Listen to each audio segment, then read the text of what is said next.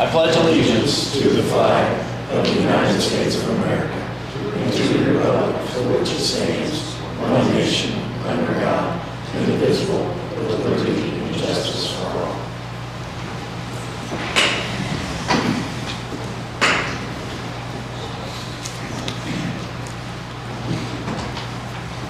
First on the agenda, we'll do roll call.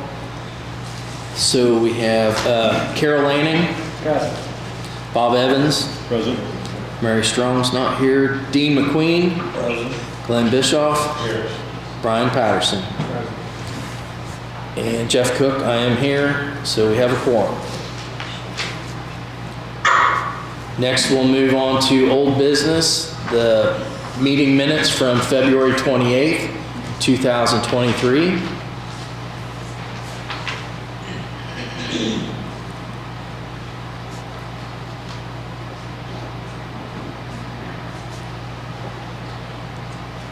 Are there any additions or corrections?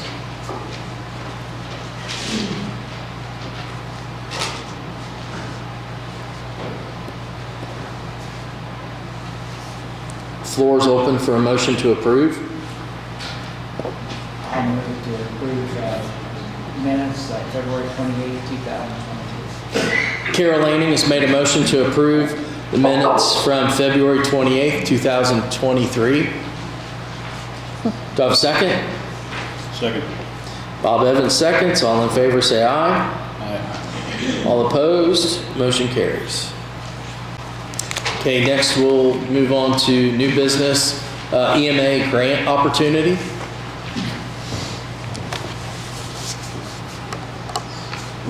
Good evening. In front of you, you should have the Notice of Funding Opportunity, or NOFO, for the 2023 Homeland Security Grant Program, also called the SHSP, State Homeland Security Grant Program. And this is a grant that deals with counterterrorism or terrorism prevention. It's a grant that I've gotten 3 prior years. So we've gotten this grant to provide new security cameras for our 5 schools through the Franklin County School Corporation. We've gotten this grant to do cybersecurity projects and get new hardware and policies and cybersecurity response plans developed. And this new one is for the 2023 year, a 3-year plan, and focuses on, there's 6 different priorities on this. If you turn to page 6 in the guide, and the numbers are on the top left corner. If you turn to page 6, it lists the funding priorities. Those are enhancing the protection of soft targets in crowded places, enhancing information and intelligence sharing and analysis, combating domestic violent extremism, enhancing cybersecurity, enhancing community preparedness and resilience, and enhancing election security. So those are the 6 national priority areas that pose the most concern and are the primary focus for this grant. We can do up to 2 projects for up to $150,000 each, a total of $300,000. On pages 7 through 10, it talks about the different funding priorities and the type of projects we might consider. So I just wanted to tell you that I am intending to apply for this grant. I've talked to the commissioners about it already. It is a 100% refundable, reimbursable grant, so there is no county match for this. And I plan to talk with several of the different department heads, the sheriff and the IT guy and the schools and some others about possible projects for this. So one of the ideas I have on the top of my head is enhancing the security of our government facilities, maybe doing a mass notification system in the building, upgrading our security cameras, something to that effect. So I'm going to throw a couple projects out there over the next month or so and see what we want to go with, and hopefully we can get funded for 2 projects. So I know you have 61 pages in front of you. You really don't care about all of that. The most important pages are pages 6 through 10, so you can ignore the rest of that stuff. It's stuff that I deal with on a regular basis. Any thoughts, concerns, comments on that, ideas for funding? And if you want to look over it and email me or call me, that's fine. I'm open to any ideas you might have. Have you ever considered additional Carol, can you hit your mic, please? additional cameras on Main Street? It's a project we could do, and yes, I did consider that the first round that we did these. It was something that at the time I didn't think was feasible because I didn't have the connections on Main Street that I would have liked to have had.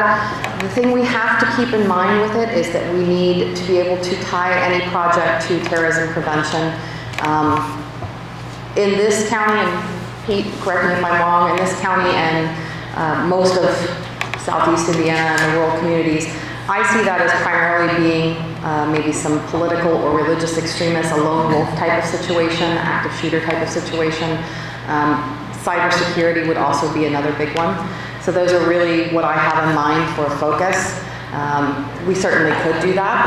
I don't know what that would cost, but we could certainly look at that as an idea. I thought, in case of, there's sometimes back out here, we have Yep. somebody completely on Main Street. Right. I know the sheriff would, Yeah. That's certainly a feasible idea. Got to look into potential costs because we are limited to $150,000 per project, and that can go really quickly when you're installing cameras and DVRs and recording systems and all that stuff. We found that out when we put the cameras in the schools. And can you make sure we're looking into, this is just me talking, make sure our soft targets are put with cameras, locking doors, things like that. Yep. And I mean, Oldenburg Academy, St. Michael's, Laurel Library, Yep. places like that that are potential soft targets that are not, based on the one we just did here, probably.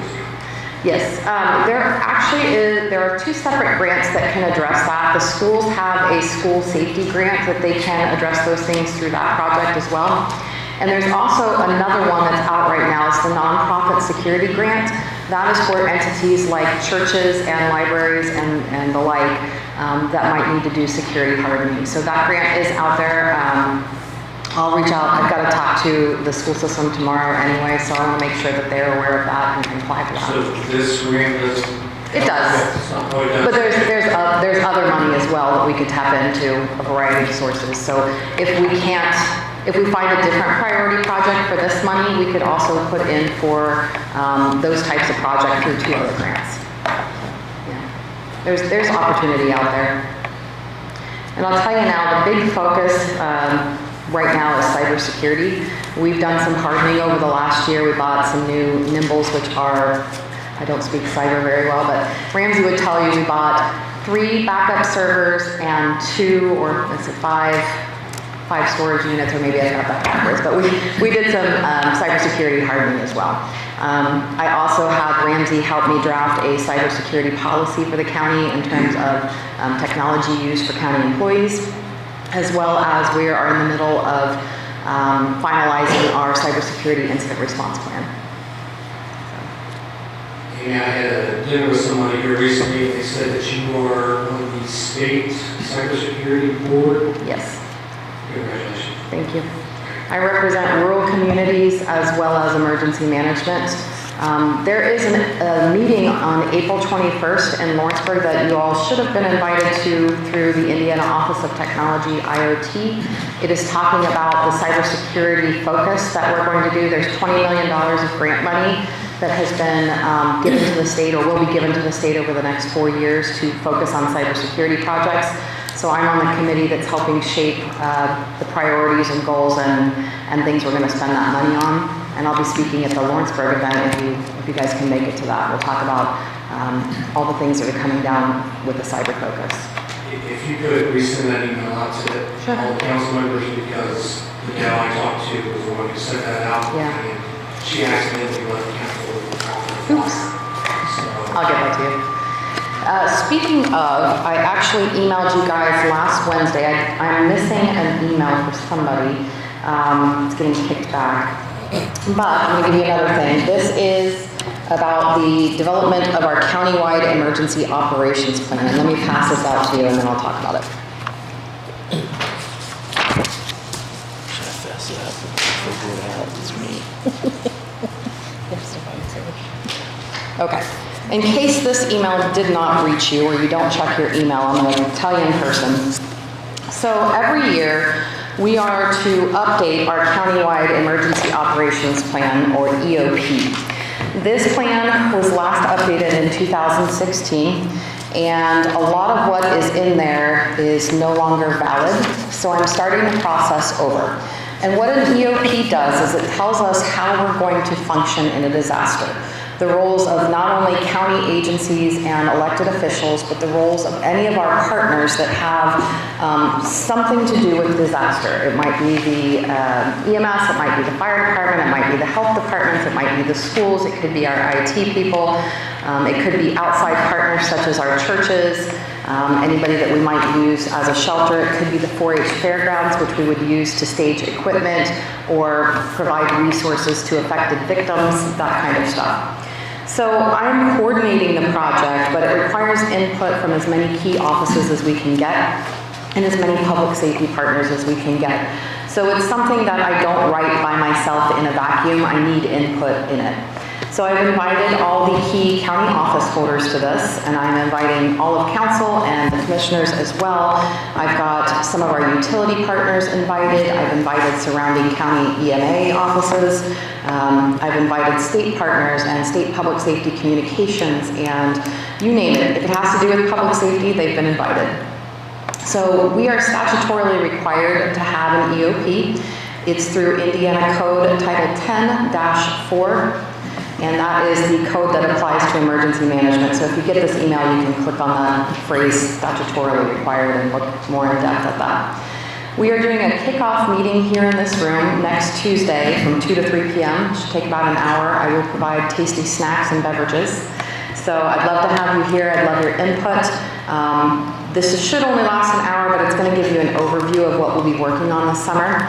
This is being funded by one of my grants that closes at the end of September. So I've got a partner through Tetra Tech, former county emergency management director from Jay County, Indiana, that I've known for 20 years, is going to be helping us with this project. So I'd love to have you there. If you have any questions, feel free to reach out to me. I've also included our project manager's phone number and email on the bottom. So any questions on that? All right, thank you very much. Thank you. Thank you.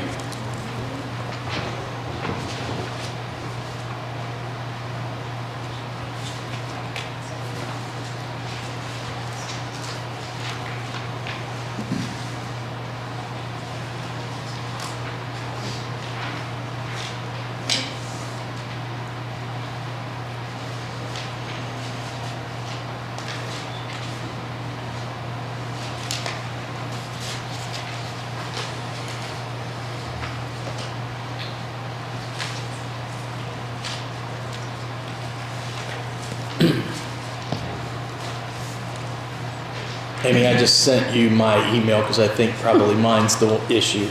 So anyhow, that's what I was doing. So, okay. Okay, so next is the ARPA Project 27.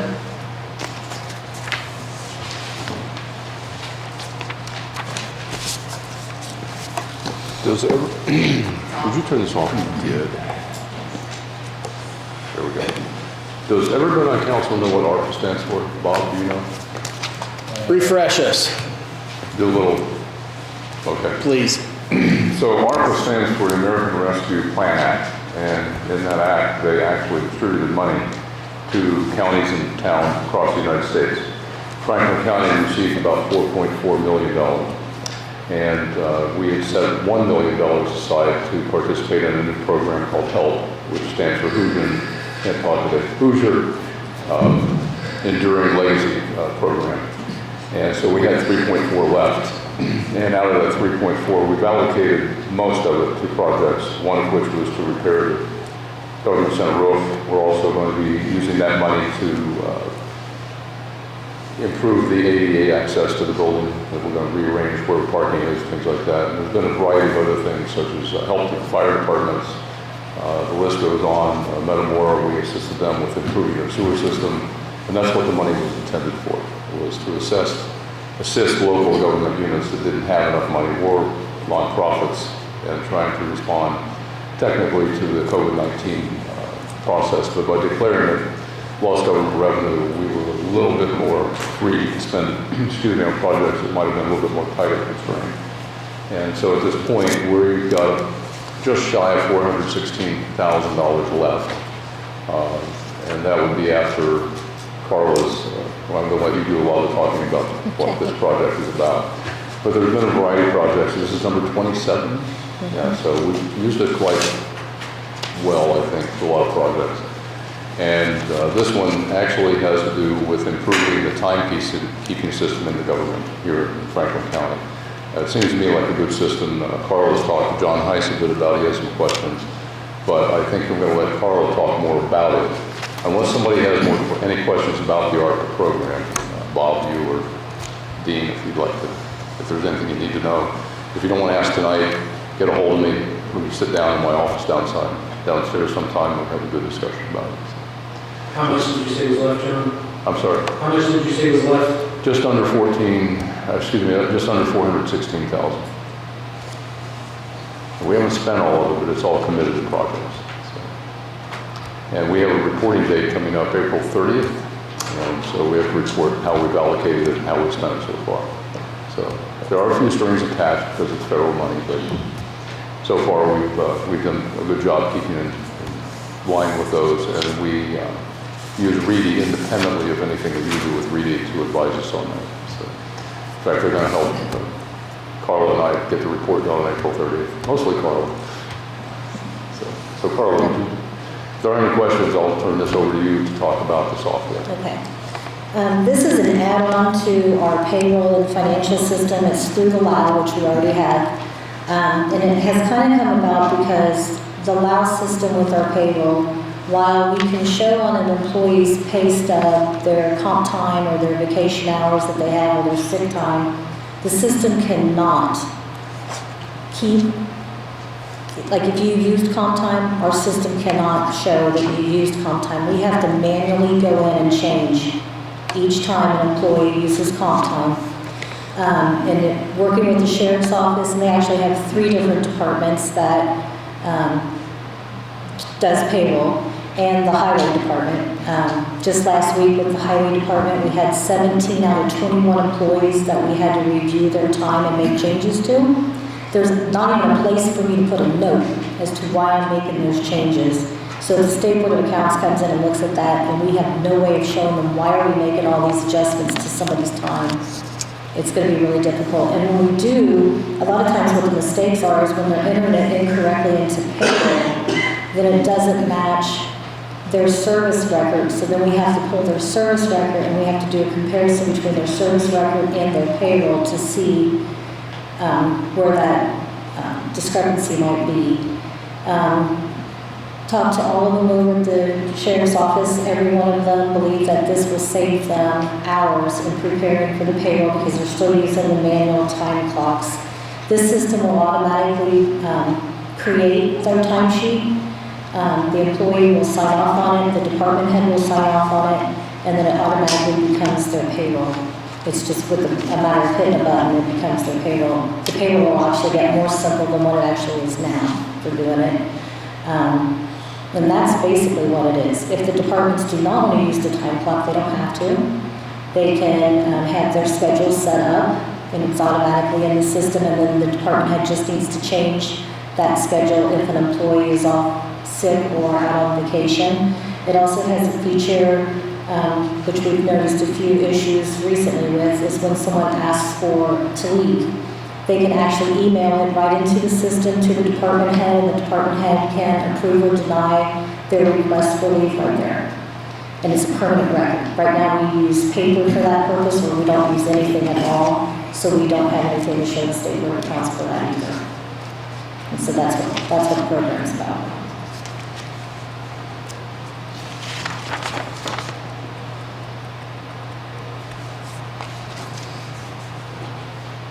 I absolutely think this is a great, how long have we talked about this? I mean, for years.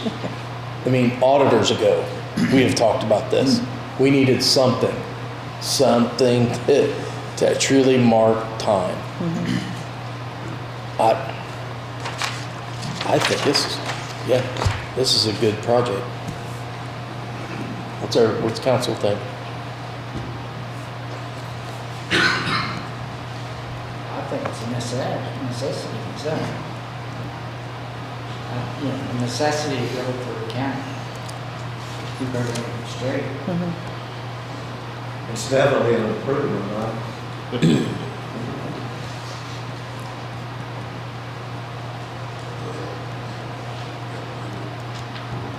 What do you ask? Yeah, because it needs to be signed. So yeah, so the floor is open for basically for a request for $45,400 from the ARPA funds for, what are we calling this? It's for the conversion where they set up the system and then there's just 3 time clocks. One for the highway department here, one for over at Oldenburg, and then the sheriff's office. I'll move that we, move to, set aside 45,000, whatever it is. Yeah, $45,400 $45,400 for the conversion to the, system for our, time keeping. out of the ARPA funds. Out of the ARPA funds. Yep. So Carol Lanning has made a motion to approve $45,400 from the ARPA funds for time clocks. Do I have a second? Glenn Bischoff seconds. All in favor, say aye. Aye. All opposed, motion carries.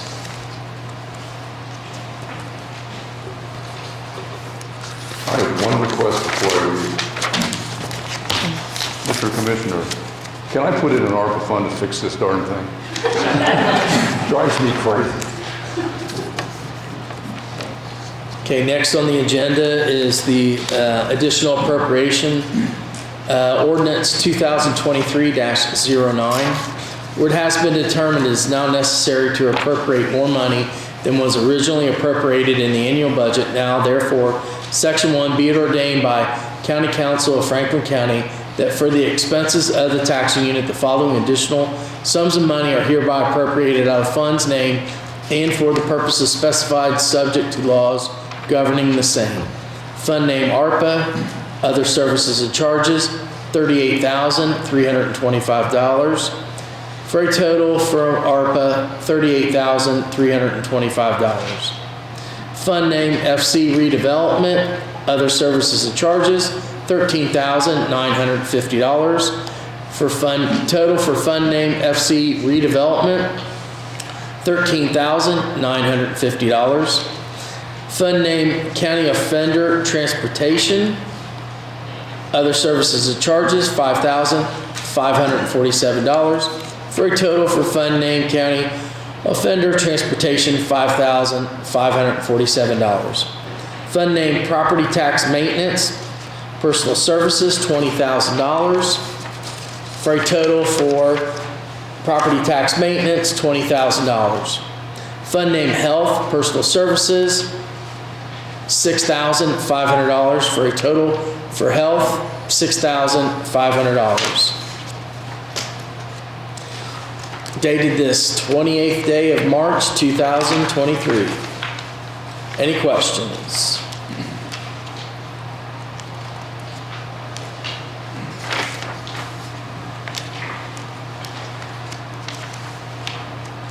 Sheriff, on the body cameras, did you answer my question about if they are live when you're out in the field and they're activated, or is everything just recorded and looked at later?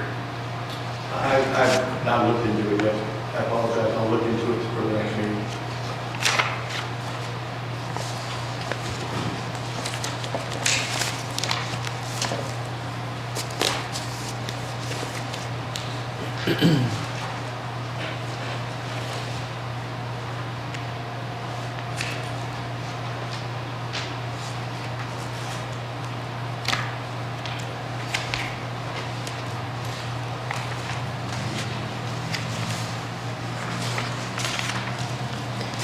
Any other questions?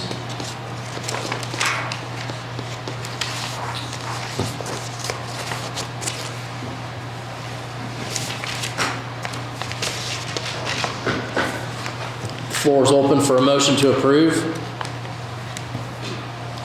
I move to approve as read.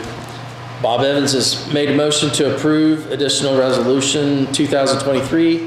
I'll second. Dean McQueen seconds. All in favor, say aye. Aye. All opposed?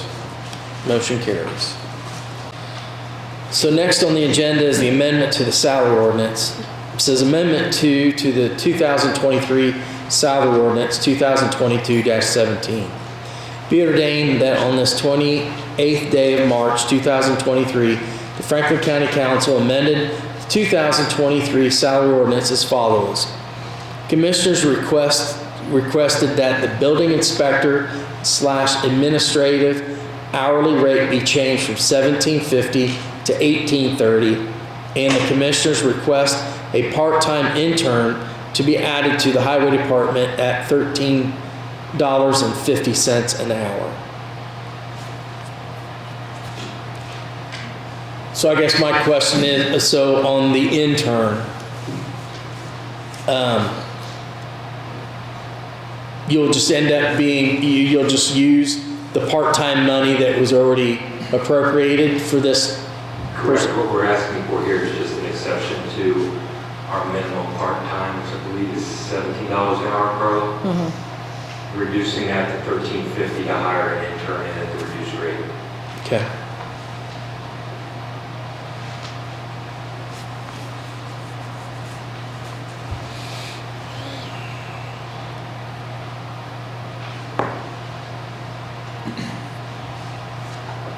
For clarification on the other position, if you'd like that, we did here, we had 2 positions that were open in the building inspector and a building inspector admin position. We hired under the mistaken impression that those were both paid at the same rate. Later found that they were indeed separated in the new salary ordinance. However, our outgoing director was paid at a rate of $19.19 an hour due to a $1,500 addition that he had for certification. So we're basically reducing that. It ends up being a wash in the end. I'd say that both of these guys are several years out from attaining those certifications that would be necessary. So while we are increasing the admin position to match that of the building inspectors, they are both below our outgoing building inspector, and the total would be a wash. So what you're saying is that the line for the employee compensation for that department, we should be fine. There should not be any additional requests for salary. Exactly. Okay. Answers my questions. Any others? That's my question. Yeah.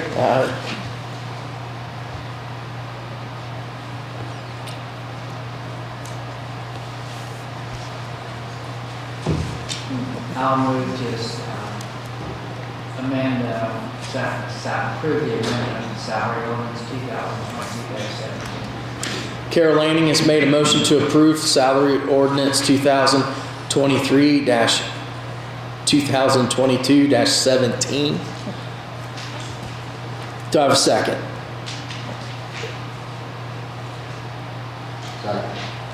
Glenn Bischoff seconds. All in favor say aye. Aye. All opposed? Motion carries. Nathan has a question. Yes. I have a question. Sure.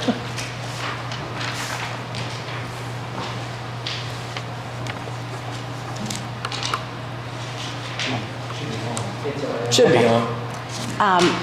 It's funny that you mentioned the salaries that you're paying people. I just want to let you know that I have an employee that worked for 10 years. Her salary was $17.66 an hour. She sought other employment and found a job and making quite a bit more money. And I need to pay her for her hours that she, like her vacation and her sick time that she hadn't used yet. The amount is $1,624.72. and I would like to request that the council pay for that out of their contingency fund. You said the amount is 1,600? $1,624.72.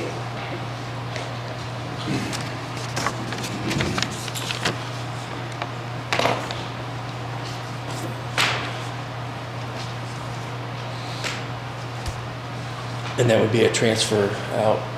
We would make like an adjustment, so it comes Okay. out of the contingency. And that would be acted on in the next meeting? Or No, no. we could act Do a on it? motion now because it's going to be on the next payroll. Okay.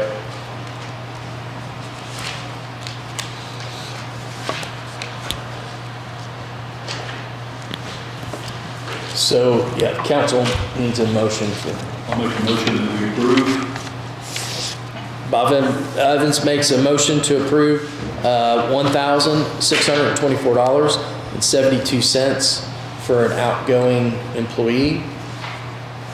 Do I have a second? I'll second, Jay. Dean McQueen seconds. All in favor, say aye. Aye. All opposed? Motion carries.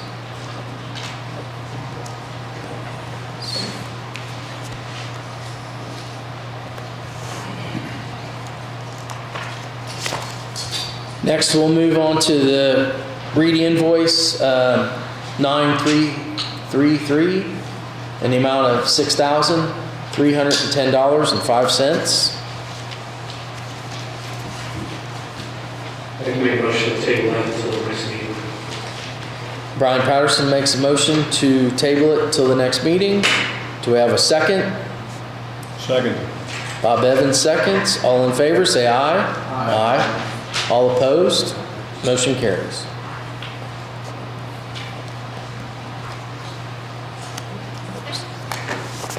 Okay, next is the Barada Law Office invoice 27488 in the amount of $555.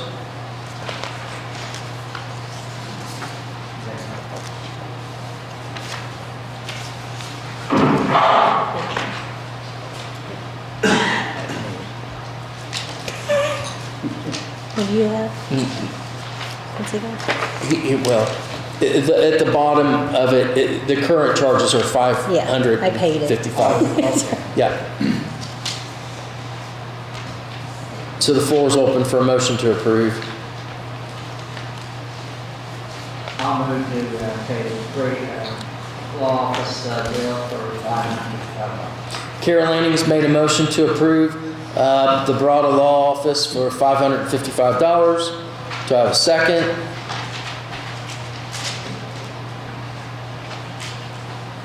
Second. Bob Evans seconds. All in favor, say aye. Aye. All opposed, motion carries.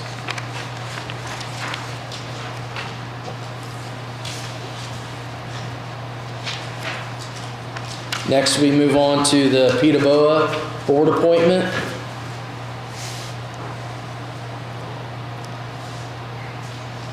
I have a letter from the Franklin County Assessor's Office. Says, County Council, I'm requesting that Franklin County Council to appoint Mary Ann Bridges to the Peterborough Board for a 2-year term. Thank you for your consideration. Deborah Shabakati.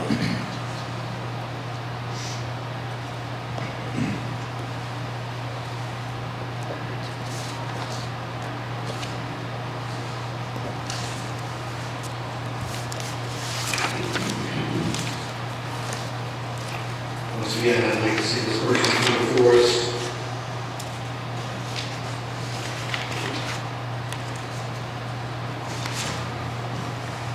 Need a motion.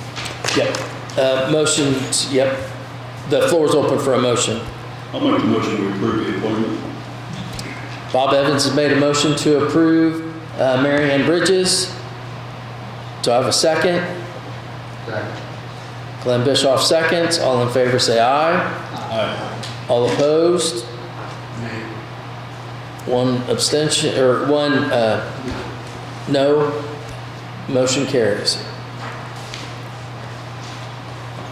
I'd like to explain what we're doing real quick. I'll keep it short. PWO stands for Property Tax Assessment Board of Appeals. everybody discounted their taxes this year. That tax went up, mine went up 22%, which is a large amount. And that is based off of the assessed value from last year. I don't know this Mary Ann Bridges. I'm sure she's a fabulous lady, and I trust Debbie, obviously. But when somebody comes up to me in the hallway and says, "Are you looking after my property taxes and why are they so high?" I can't say that I appointed somebody that I knew and that I didn't. So I can't look at it and say that, yeah, I'm truly looking out for what your taxes and the appeal process that follows that. So if you think your taxes are too high, your assessed value is too high, you go to the appeal board, and then you go in front of a group of, was it 6 people, 5 people? And those 5 people make a decision on whether your tax assessment is lower or not. We just appointed one person to that 5-person board, I think it is. And I don't know who they are. That's all they do. Okay. Next is the Southeastern Indiana Solid Waste District appointment, and it needs to be a council member.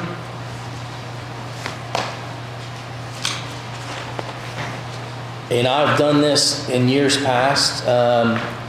We met down in North Vernon. I guess it's four times a year.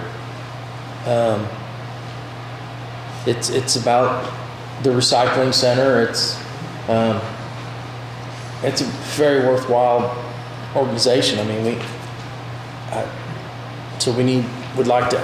we need somebody from council to be appointed to that.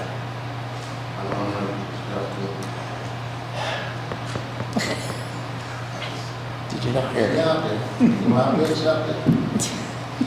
I respectfully decline. Wish I could make a motion.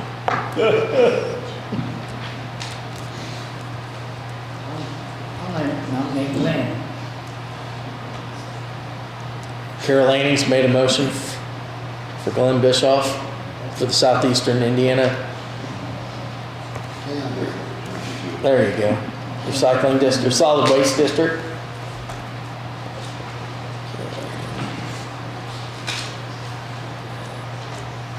Do we have a second? Do we have a second? I'll second. All right, Dean McQueen seconds.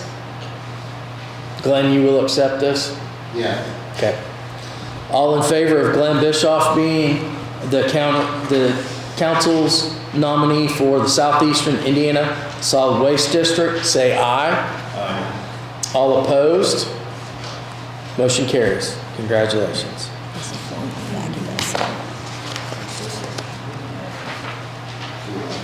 If you just sign it off for all of us. Great. Okay. I'll just sign it down here. Yeah, that's fine. Hello? Yes.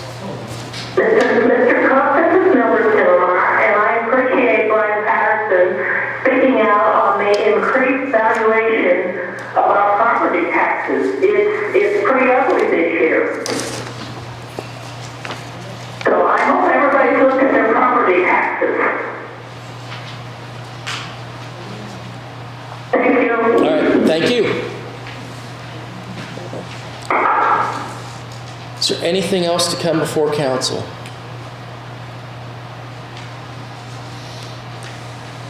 The floor is open for a motion to adjourn. Do we have to look at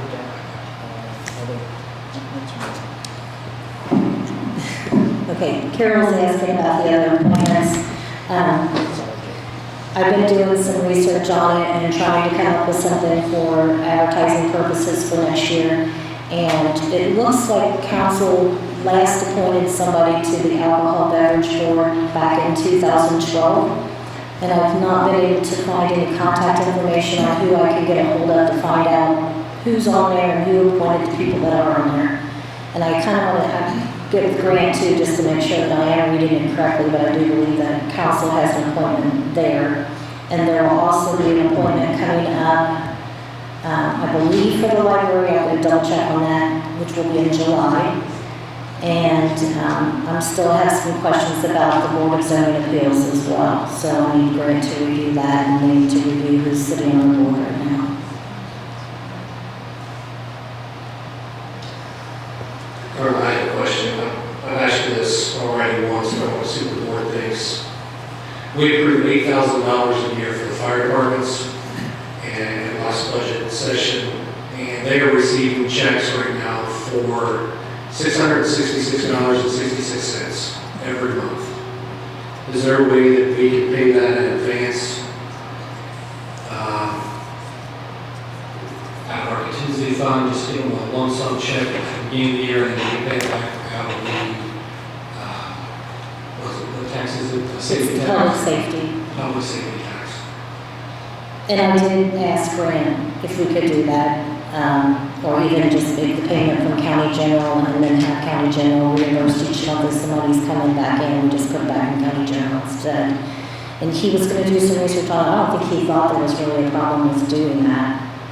It should be just an ordinance that we would, Yeah. in the ordinance, basically, it would have to be paid back by December 31st, Right. which it would be, correct. We would actually do it monthly instead of Quietus sending it to the fund that would send it on to the fire departments. We would just put it back into county general instead. It's so that if they have turnout here that they need to buy, they can go ahead and buy it, fund it up front instead of waiting for 6 checks to come in and buy 2 pieces of turnout here and then. And it's been worse in years past where they didn't even get 8,000, they were getting like 5. It's been about 12 months. I pushed for 10 this year. Yeah, no, that's a good idea. I had no idea that that's, I assumed that they got a lump sum. Check, and I was like, Why would that, why? Because we only get 1/12 of the money. I mean, we I only guess. get a month at a time. Yeah, that's a good idea, sure. okay, Yeah, Well, we'll just have Grant do a resolution. absolutely, yeah.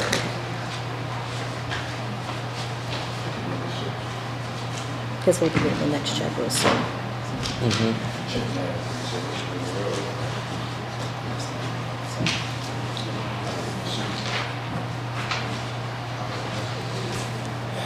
Okay, anything else to come before council? The floor is open for a motion to adjourn. I'll move to adjourn. Carol Lanning's made a motion to adjourn. Is that a second? Glenn Bischoff seconds. All in favor say aye. All opposed, meeting adjourned.